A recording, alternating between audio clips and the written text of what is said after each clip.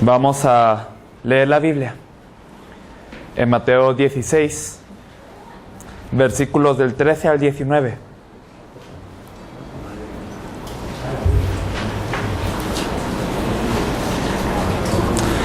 Mateo capítulo 16, del 13 al 19.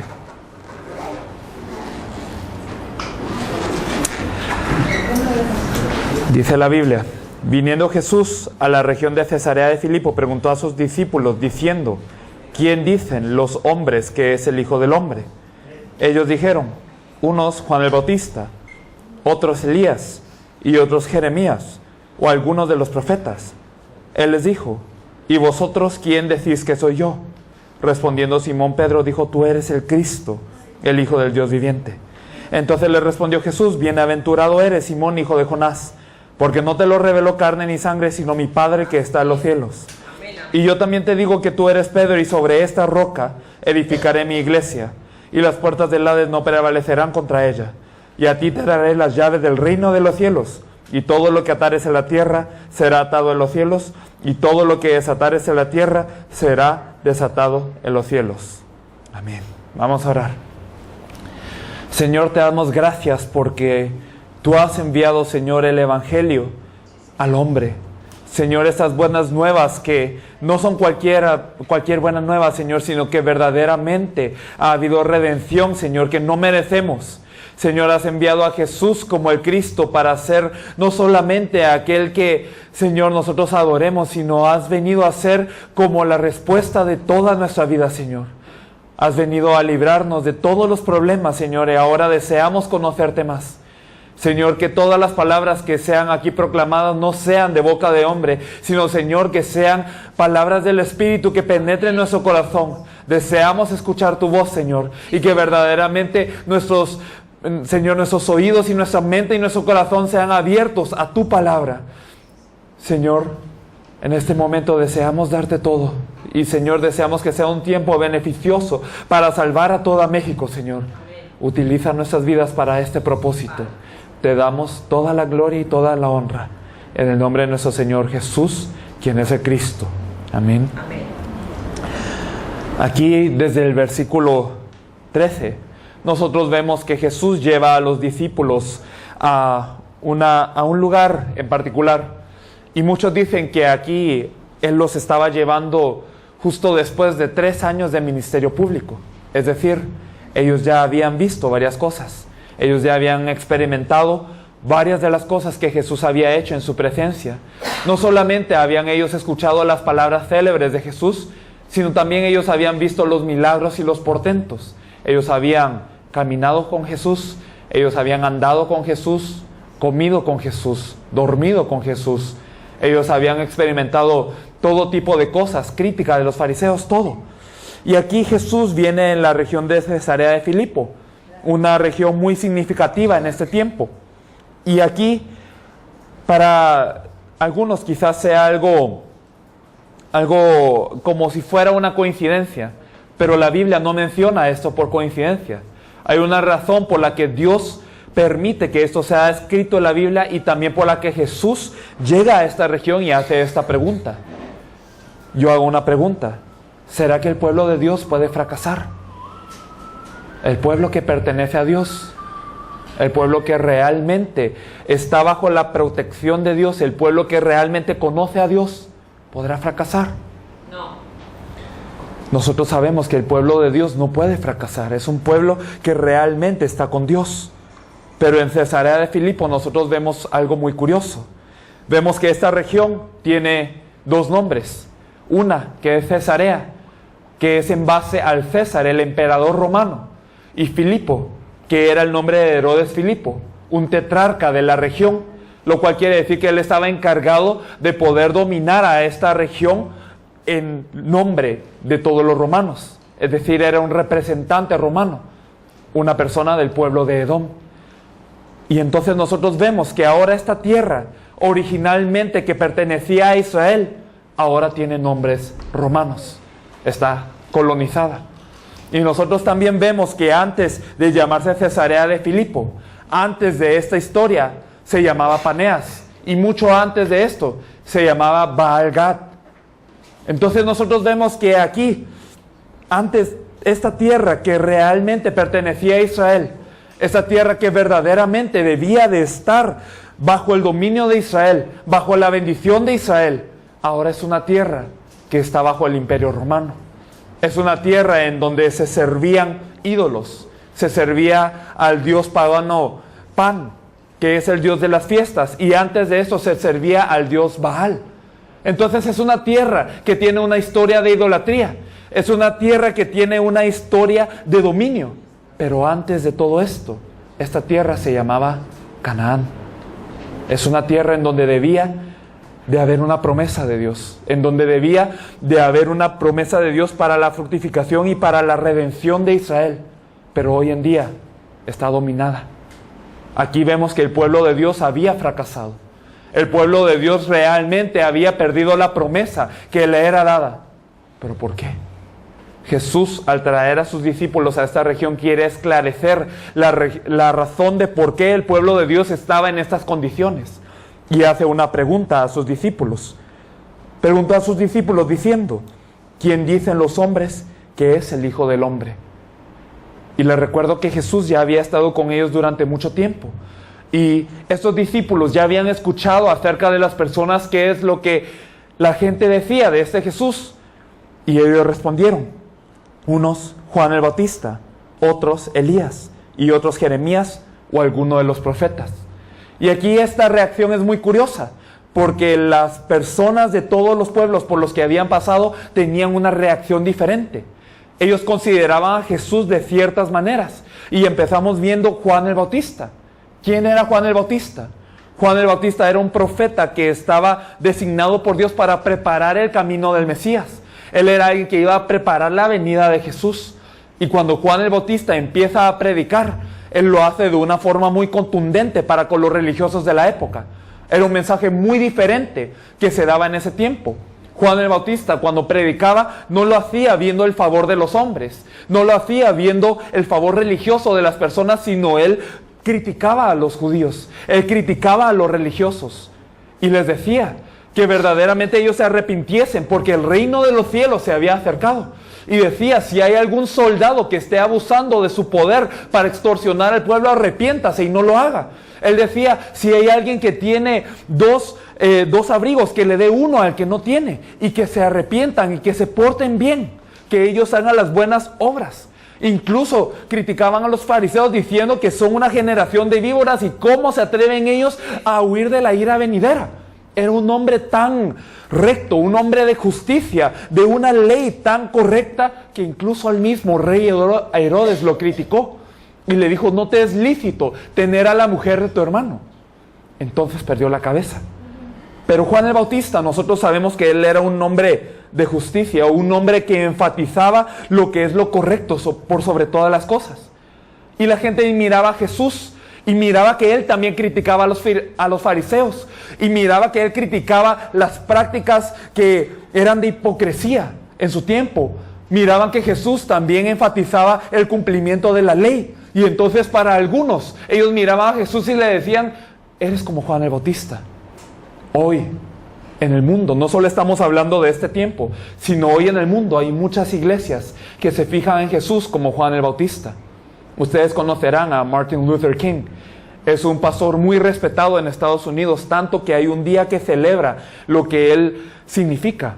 Y él es un pastor que dio un mensaje diciendo que él tenía un sueño.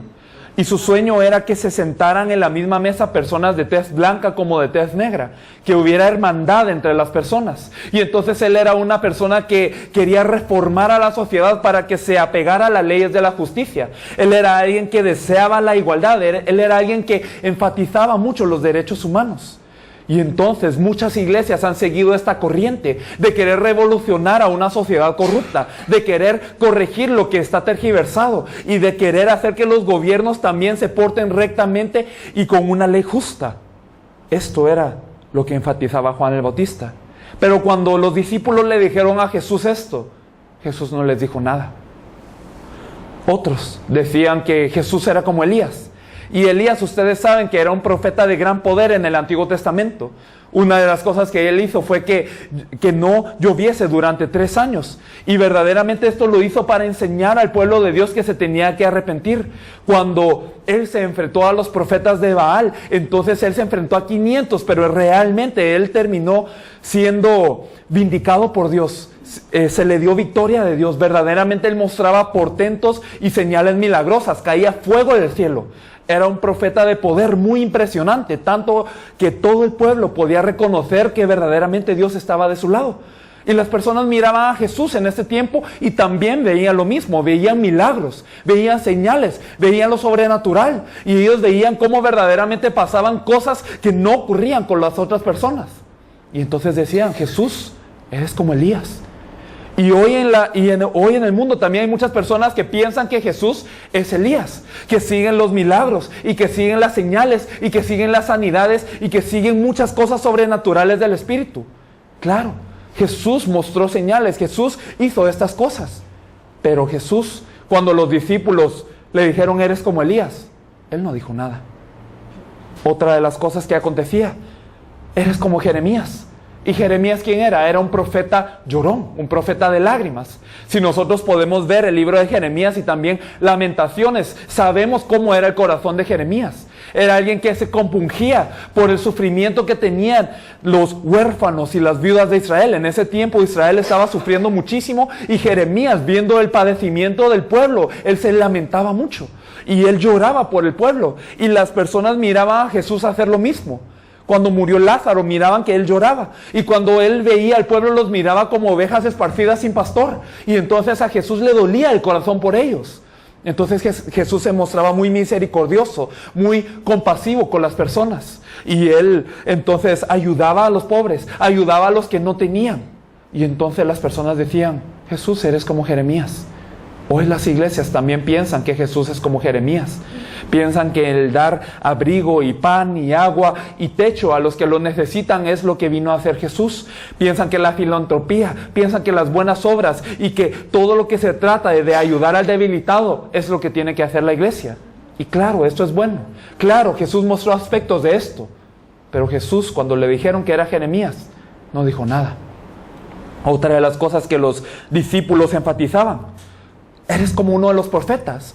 Y en otros pasajes que enfatizan esto mismo, que hablan de este mismo pasaje, en Lucas, por ejemplo, dicen, eres alguno de los profetas que ha resucitado.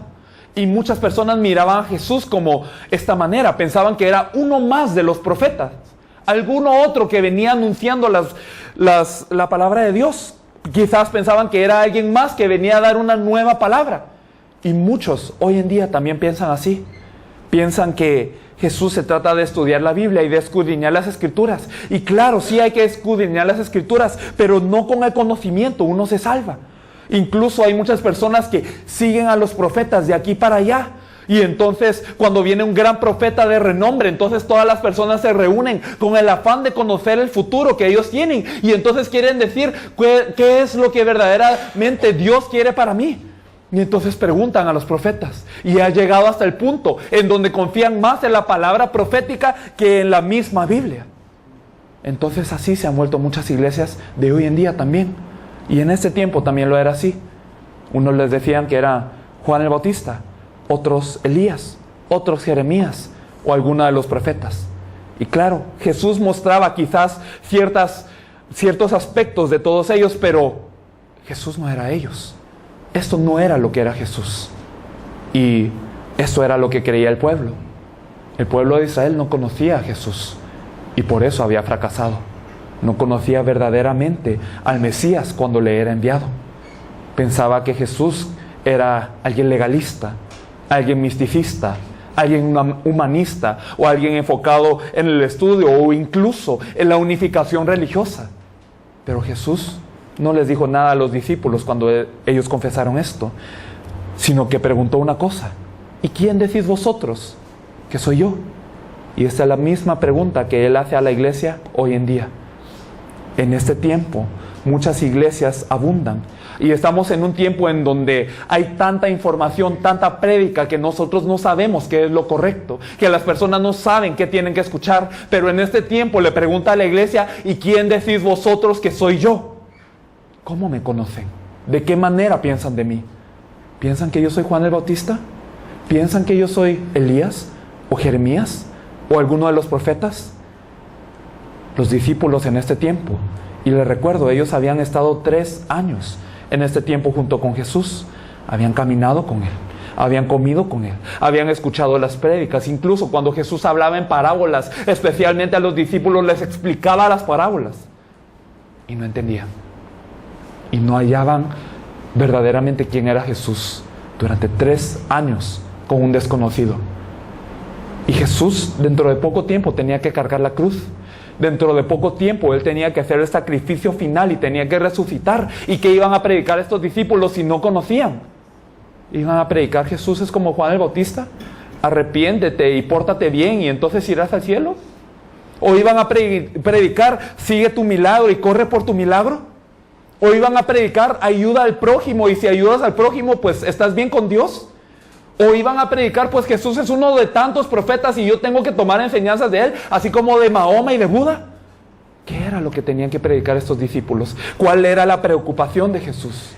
Que supieran verdaderamente quién es Él. Y entonces los discípulos no podían responder en este momento.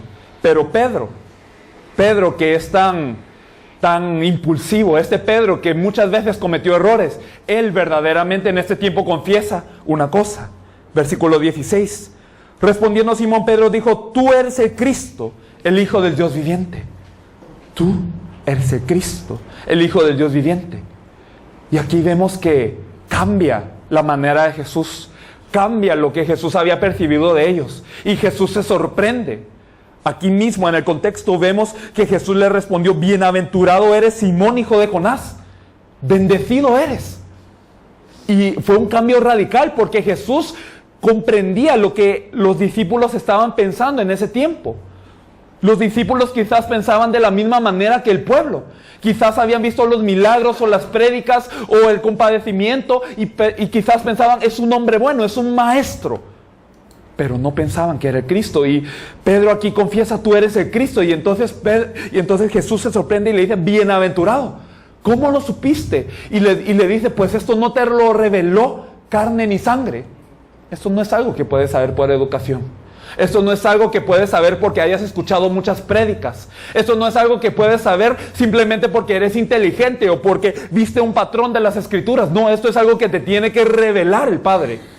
Y Pedro en este tiempo tenía la revelación, no porque él lo supiese, no porque él era bueno, no porque él ponía más atención, sino porque el Padre le había revelado. Afirma Jesús: mi Padre que está en los cielos te dio esta revelación. Hoy yo oro también para que todos nosotros tengamos esta misma revelación que Pedro. Amén. Y entonces, ¿qué les dijo? Le dijo: y yo también te digo que tú eres Pedro, y sobre esta roca edificaré mi iglesia, y las puertas del Hades no prevalecerán contra ella.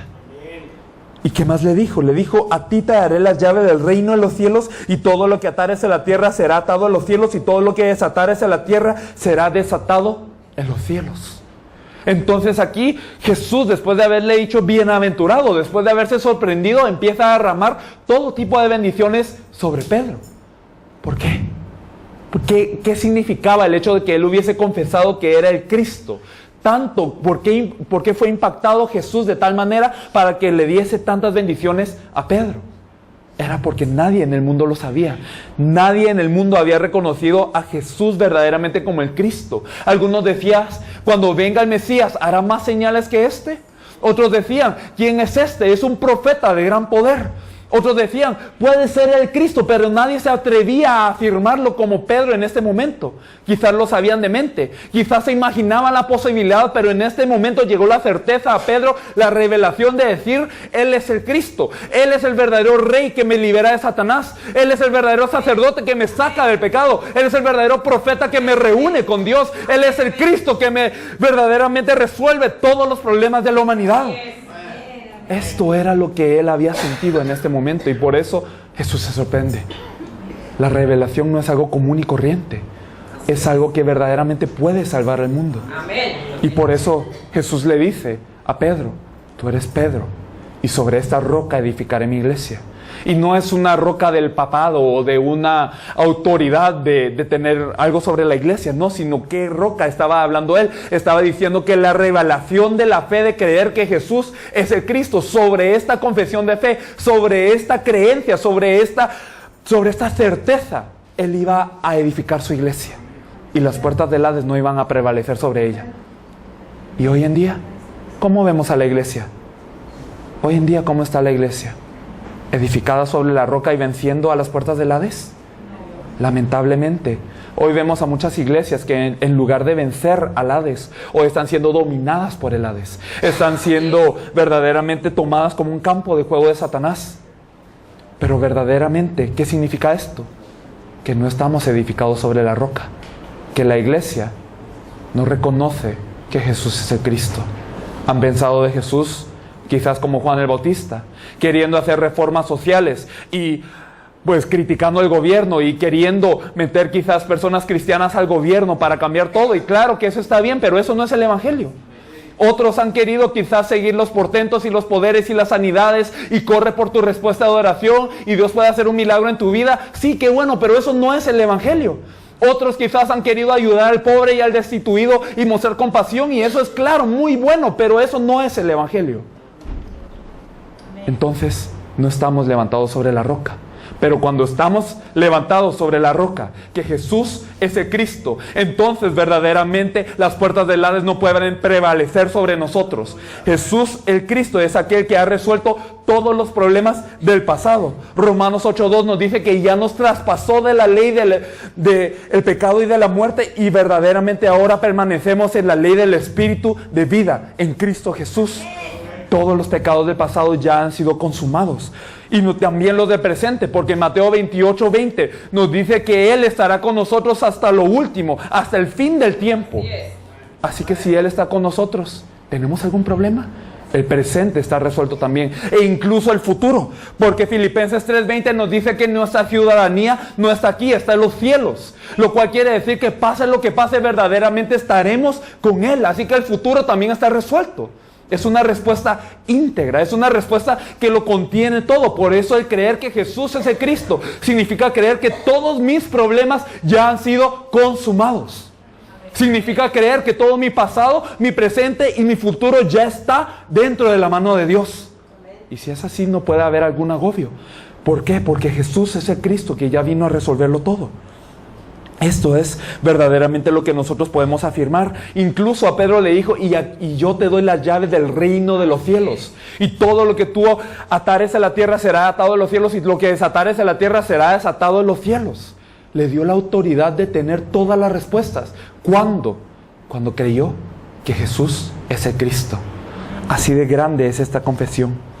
El pueblo de Israel, el pueblo de Dios, la iglesia hoy en día se pierde por no tener esta revelación, por no tener verdaderamente este evangelio, por no estar sobre la roca. Mateo 7 nos habla de dos tipos de casa.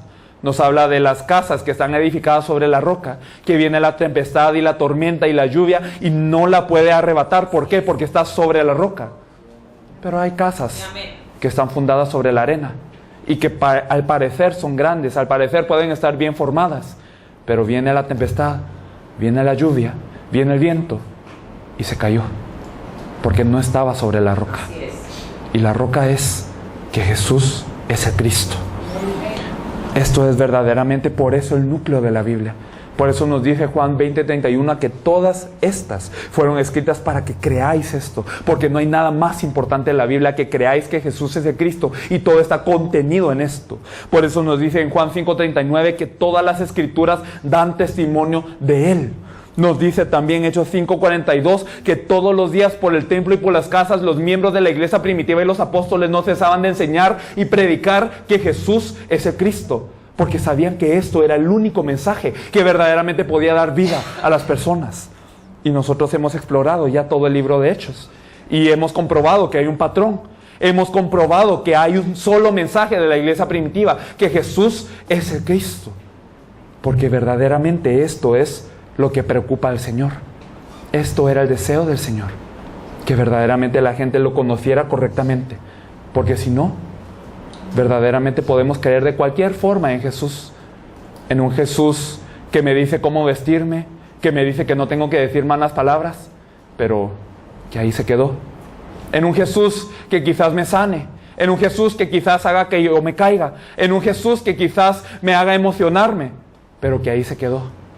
En un Jesús que quizás me incentive a ayudar a los pobres y que me diga que va a haber una recompensa por ayudar a los debilitados, pero ahí se quedó.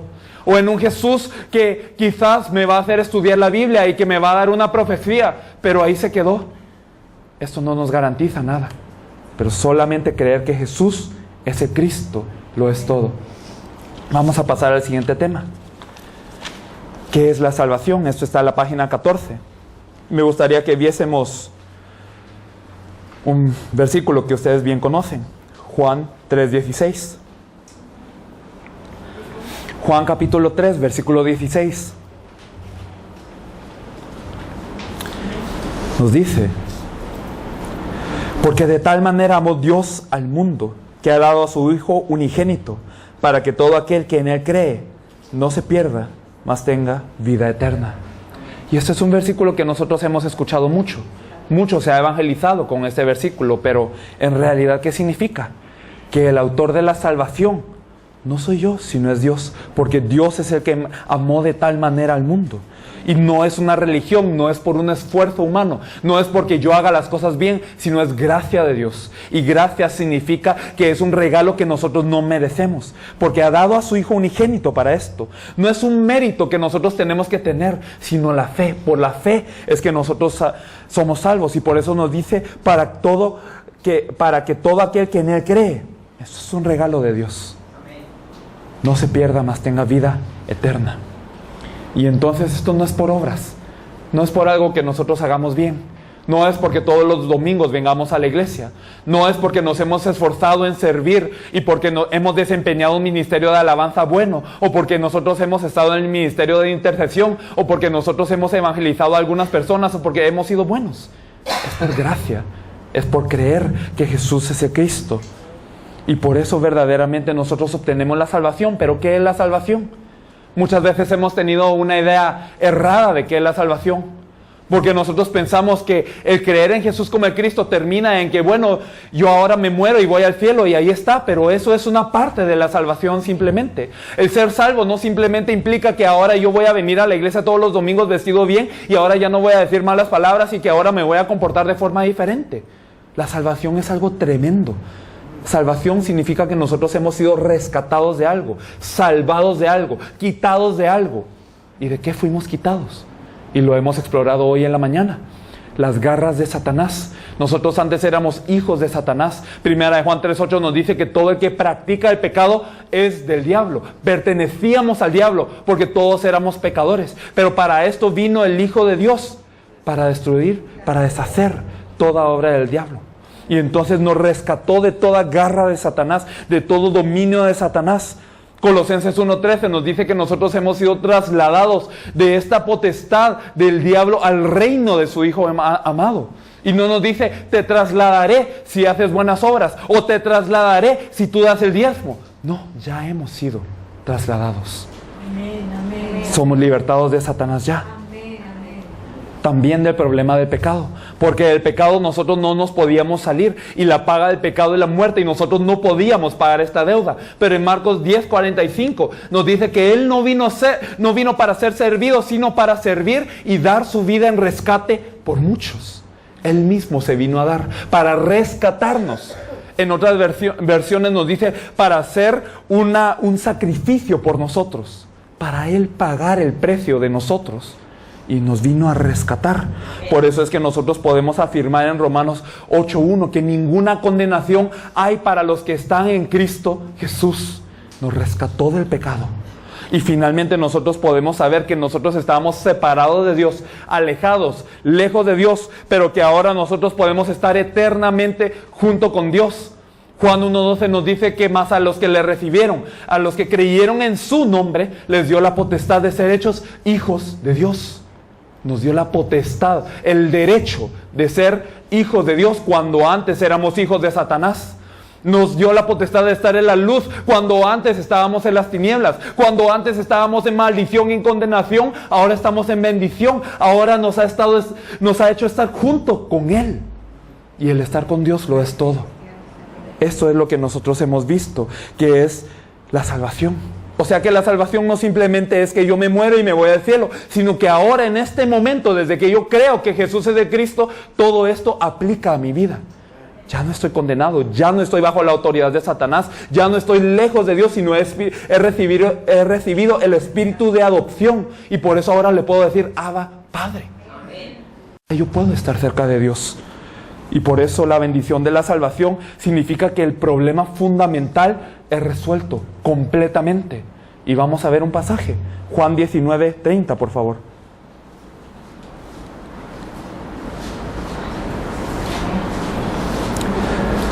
Juan capítulo 19, versículo 30. Nos dice: cuando Jesús hubo tomado el vinagre, dijo: consumado es. Y habiendo inclinado la cabeza, entregó el espíritu.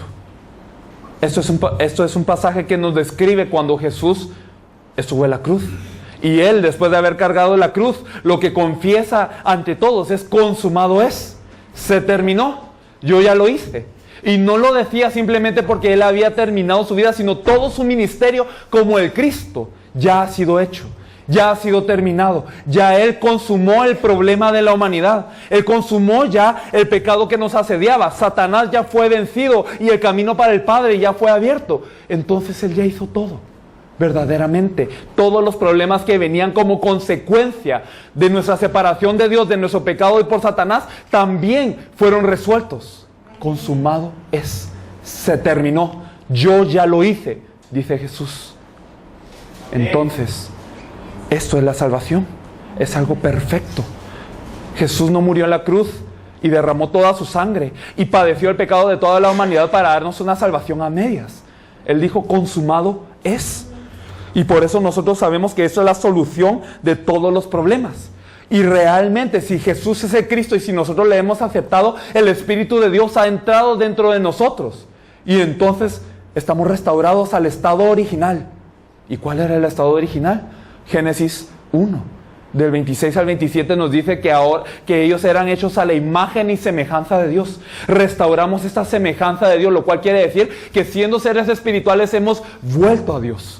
El pez que estaba fuera del agua ahora volvió al agua. El árbol que estaba fuera de la tierra ahora está plantado de nuevo en la tierra. El hombre que estaba separado con Dios ahora se encuentra de nuevo con Dios. Esto es lo que aconteció con nosotros. Esto es lo que ahora tenemos y hemos creído en Jesús como el Cristo. Y como consecuencia de estar con Jesús el Cristo, ¿ahora qué ocurre? Romanos 8:28.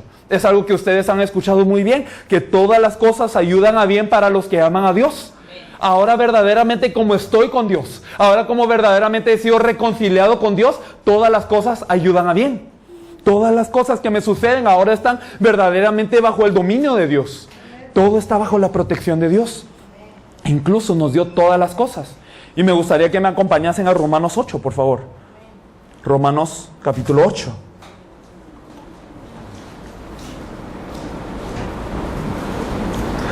Romanos 8:32.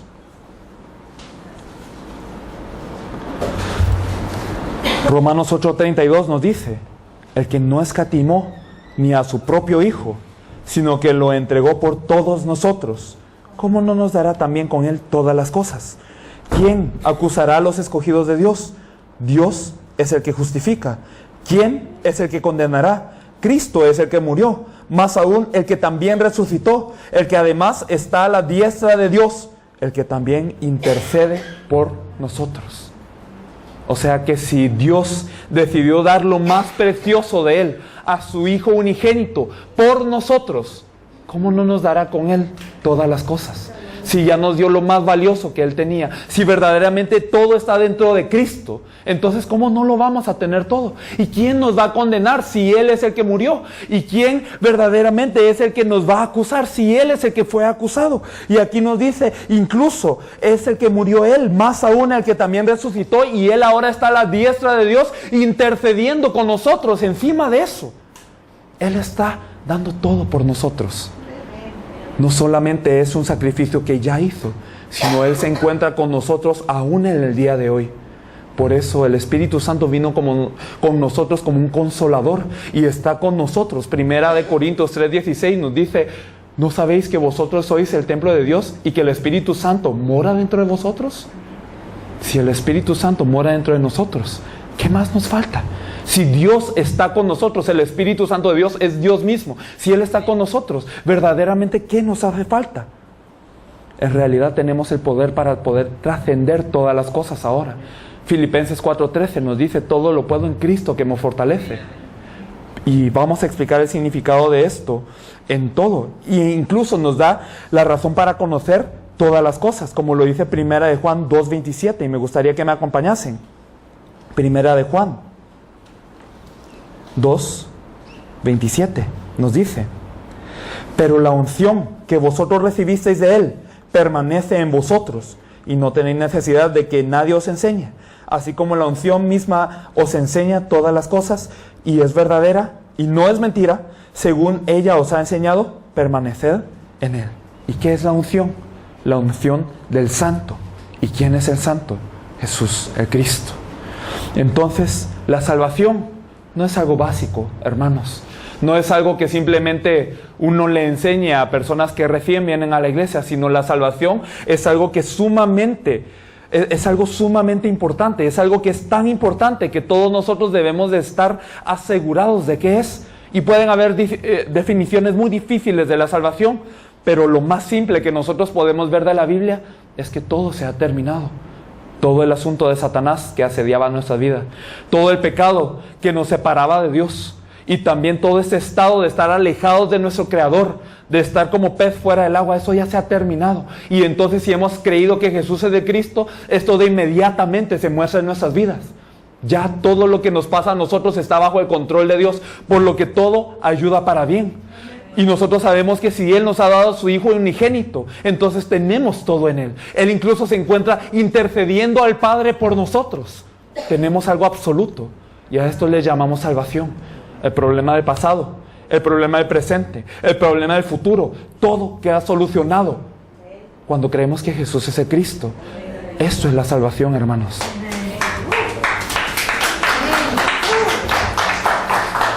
Vamos a ver lo siguiente, que es la vida de la nueva criatura. Entonces podemos resumir la salvación de esta forma. Si verdaderamente nosotros teníamos un problema de estar separados de Dios, y ahora nosotros ya no estamos separados de Dios. Si antes el pecado es lo que nos separaba de Dios, y ahora el pecado ya no nos es válido. Si verdaderamente antes Satanás era el que se apoderaba de nuestras vidas, pero ahora es Dios quien está con nosotros, entonces tenemos la salvación. Y en realidad todos los problemas de nuestra vida verdaderamente están ante Dios. Y Dios, como es un Dios bueno, da todas esas cosas para beneficio de aquellos que le aman. Todo ayuda para bien a los que le aman. Y en realidad entonces todos los problemas se han resuelto. Entonces ya no necesitamos vivir por nosotros mismos. Este es el significado de la cruz y la resurrección. Este es el significado de que Jesús es el Cristo. Y nosotros entonces vamos a ver la vida de una nueva criatura. Me gustaría que nos acompañasen a 2 Corintios 5, primero vamos a ver el 15. 2 Corintios 5, 15, por favor.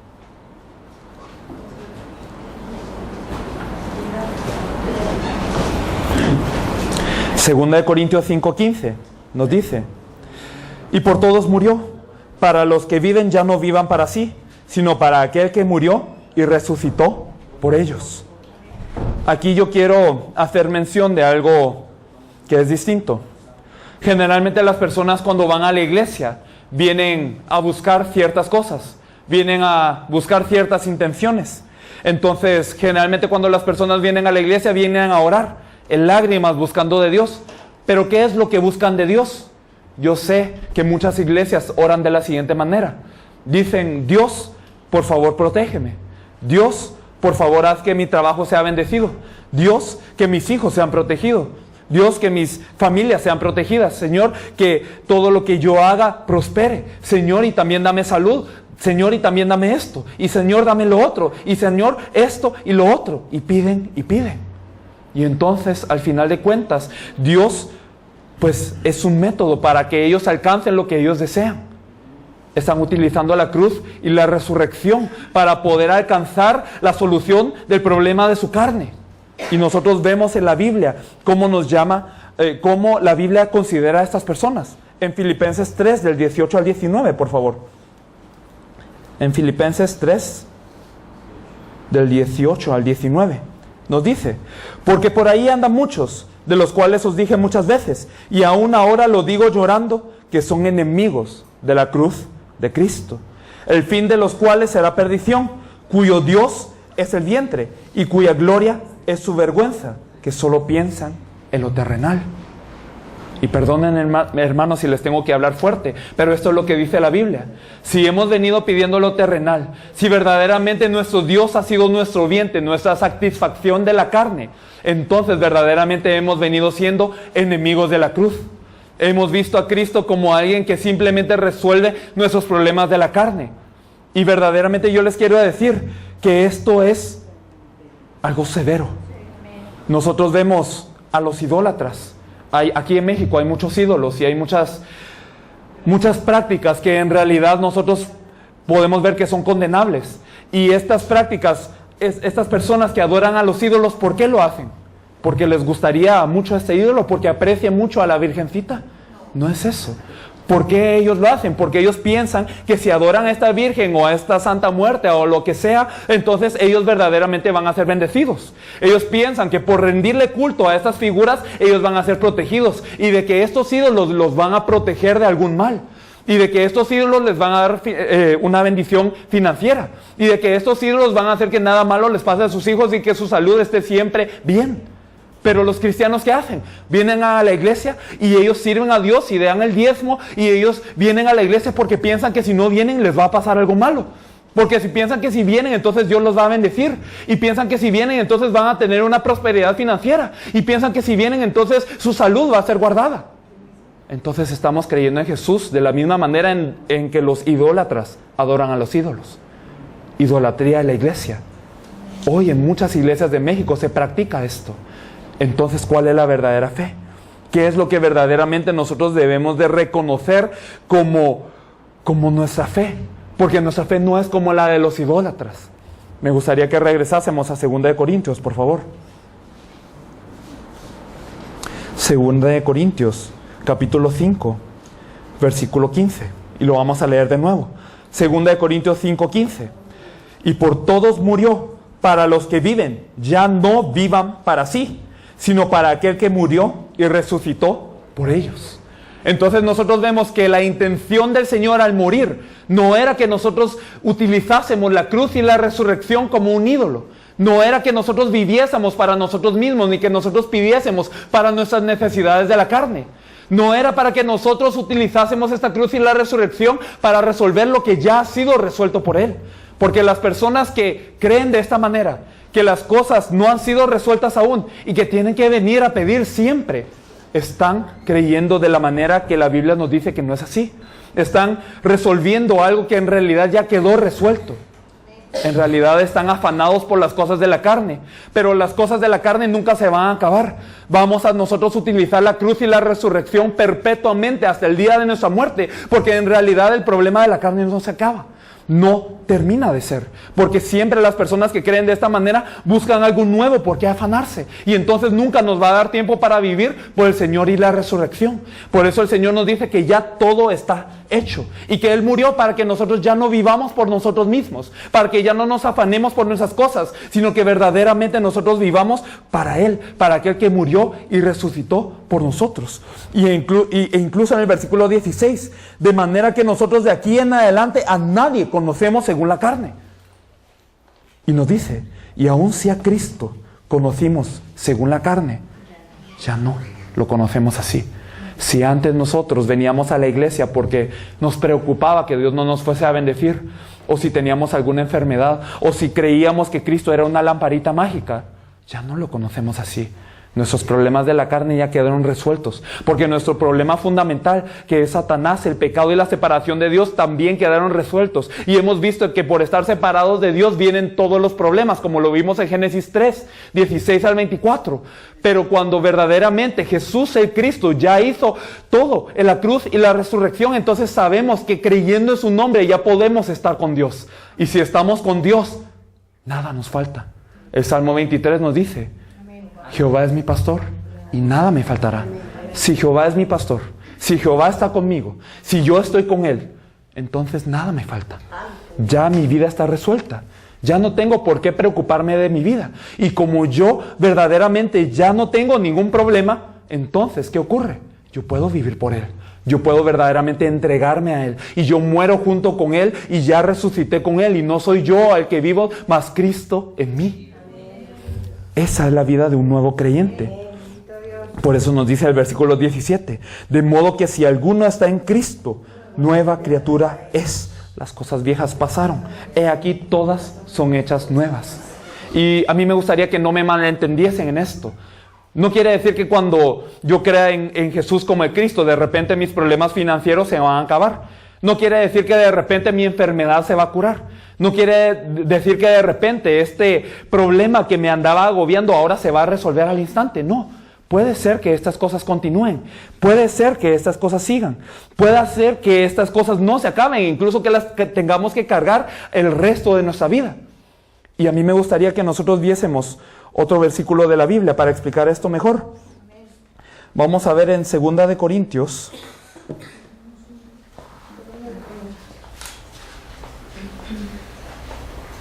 Segunda de Corintios 11. 23 en adelante. Segunda de Corintios 11, 23 en adelante. Se los voy a leer.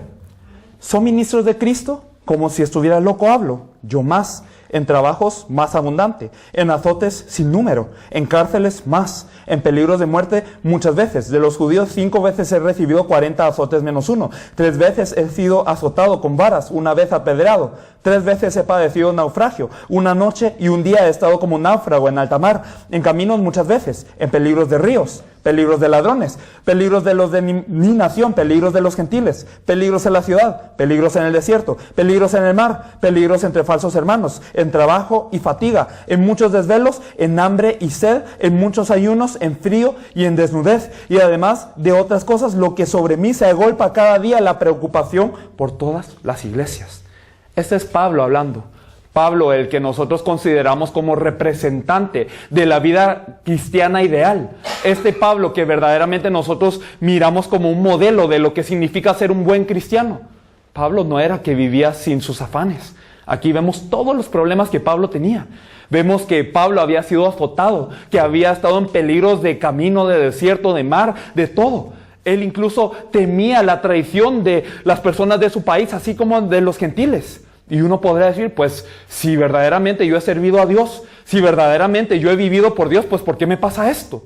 Pero esta era la vida de Pablo. Pero, ¿cómo creía Pablo? Me gustaría que me acompañasen a Filipenses. Vamos a ver Filipenses 4, versículo 11 en adelante. Filipenses 4, del 11 al 13 vamos a leer. No lo digo porque tenga escasez, pues he aprendido a contentarme, cualquiera que sea mi situación. Sé vivir humildemente y sé tener abundancia. En todo y por todo estoy enseñado, así para estar saciado como para tener hambre, así para tener abundancia como para padecer necesidad. Todo lo puedo en Cristo que me fortalece. Entonces este versículo que tanto nosotros utilizábamos para un pensamiento positivista, que todo lo puedo en Cristo que me fortalece, en realidad no está en ese contexto. Pablo está escribiendo esto desde la cárcel, en realidad, en donde lo habían puesto por haber predicado el Evangelio. Y él está diciendo que verdaderamente yo sé contentarme con todo. Porque verdaderamente, ya sea si tengo abundancia, o si tengo escasez, o si tengo hambre, o si estoy saciado, o si me falta, o si no me falta, en realidad todo está bien. ¿Por qué? Porque yo verdaderamente estoy dentro de Cristo. Verdaderamente yo soy nueva criatura. Y ahora yo sé que todas esas cosas no solamente no son un problema, que todos los problemas no son un problema, sino que ayudan a bien. Y yo sé que estos problemas en realidad es la forma de Dios de decirme que hay otra oportunidad. Es una guía de Dios, porque Dios no me va a dar una prueba que yo no pueda soportar y me va a dar la salida juntamente y me va a bendecir con esto, porque Dios no permite nada en vano. Y Pablo lo sabía. Pablo sabía que todos estos azotes y que todas estas dificultades eran parte de verdaderamente ser una nueva criatura en Cristo Jesús. Él por eso confesaba, todo lo puedo en Cristo que me fortalece. Así que la vida de la nueva criatura no es simplemente tener bendición, no es simplemente tener añadiduras. Eso ya quedó atrás. Todas estas cosas pasaron. Ahora mi vida no es mi vida. Ahora mi vida es por Cristo. Esto era lo que confesaban los miembros de la iglesia primitiva. Por eso, aunque pudiesen ser perseguidos, aunque pudiesen estar bajo tribulación, aunque los matasen por creer bien en Dios, a ellos no les importaba. No era un problema. No es que no hubiese problema. El problema ya no era problema. Y a eso nos referimos con que Cristo, verdaderamente Jesús el Cristo, es el solucionador de todos los problemas de la vida.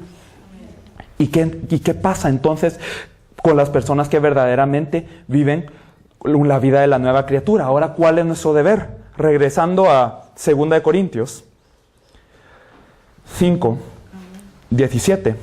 Se los voy a leer. De modo que si alguno está en Cristo, nueva criatura es. Las cosas viejas pasaron. He aquí, todas son hechas nuevas.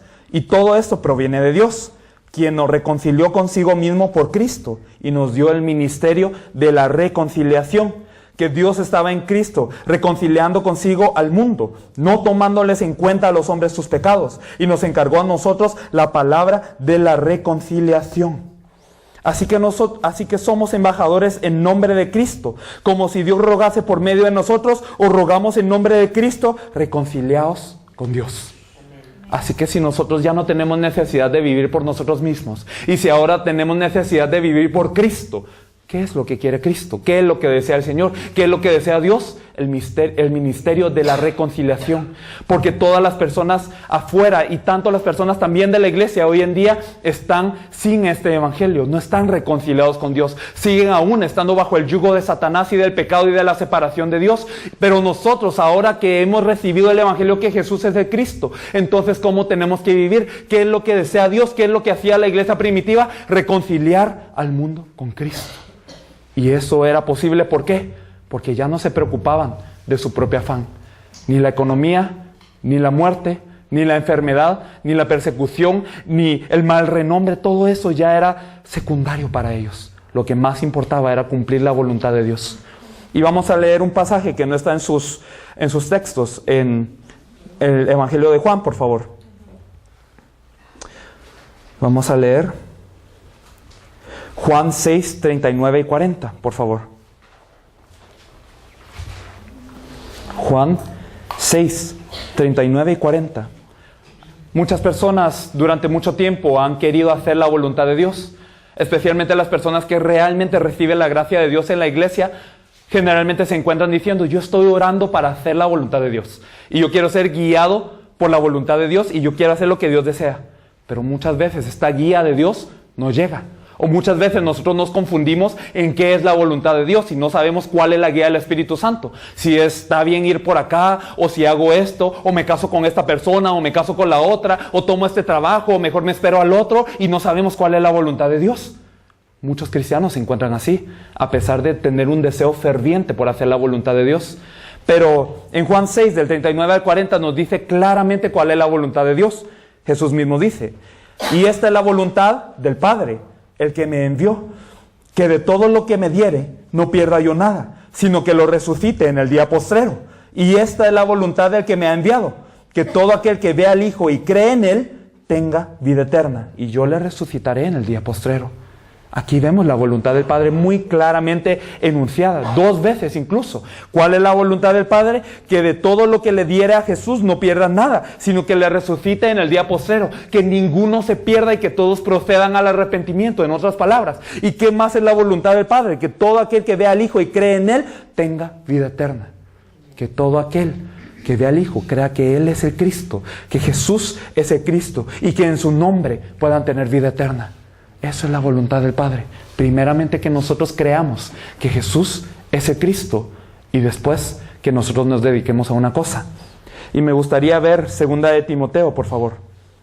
2 de Timoteo, capítulo 2, versículos del 3 al 4.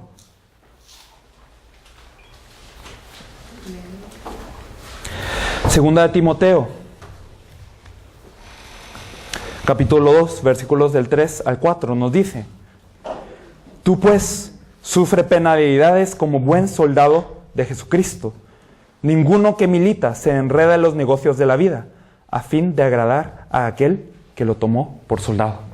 Aquí vemos lo que Pablo le escribe a Timoteo en esta epístola última, y le dice, verdaderamente sufre penalidades como buen soldado de Jesucristo.